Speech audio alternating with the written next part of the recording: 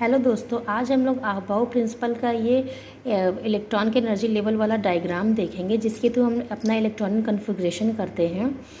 तो इस about principal simply ये बताता है कि हमारा इलेक्ट्रॉन किस तरह से लोअर एनर्जी वाले सबशेल से अपर एनर्जी वाले सबशेल्स में जाता है। तो इसको सबसे पहले हम लोग ये लिख लेंगे। इसको लिखने का एक सिंपल तरीका ये है कि जैसे हमने 1s लिखा, उसके बाद 2 नंबर आता है तो हम लोग 2 सबशेल लिखेंगे, 3 नंबर आता है तो 3 सबशेल, 4 नंबर आता है तो 4 सबशेल। 4 सबशेल के बाद से हमारा यहाँ एक एक सबशेल हमारा डिक्रीज़ होता जाएगा। 5 है तो 3, 6 है तो 2, 7 है तो 1।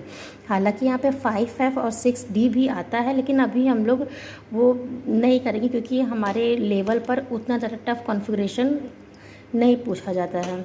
सिंपली हमारा ऐसे ही कॉन्फ़िगरेशन पूछा जाता है जितना जो हमारे इतने में आ जाए।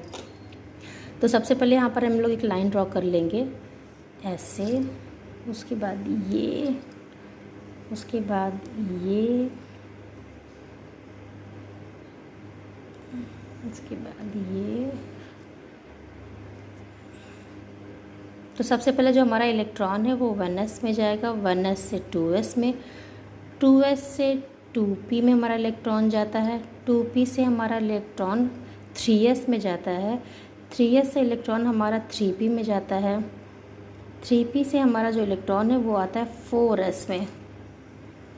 हमारा इलेक्ट्रॉन 3p से आता है 4s में, 4s से हमारा इलेक्ट्रॉन जो है वो जाता है 3d में, 3d से हमारा इलेक्ट्रॉन जाता है 4d में, 4p में, 4p से 5s में, 5s से हमारा इलेक्ट्रॉन है वो जाता है 4d में, 4d से हमारा इलेक्ट्रॉन 5p, 5 से 6s, 6s से हमारा इलेक्ट्रॉन जाएगा 4f, 5d, 6p and 7s में।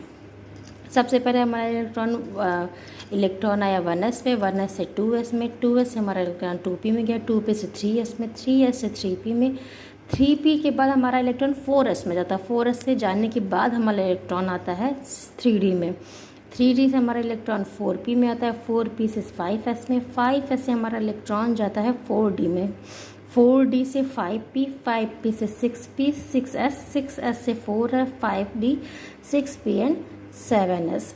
इस तरह से हमारा ये अबाउ वाला स्ट्रक्चर बनता है और इसी के थ्रू हमारा इसी डायग्राम के ज़रिए ही हम अपना इलेक्ट्रॉनिक कॉन्फ़िगरेशन करते हैं। जैसे कि इसका मैं आगे का पार्ट आपको नेक्स्ट वीडियो में ज़रूर बताऊंगी।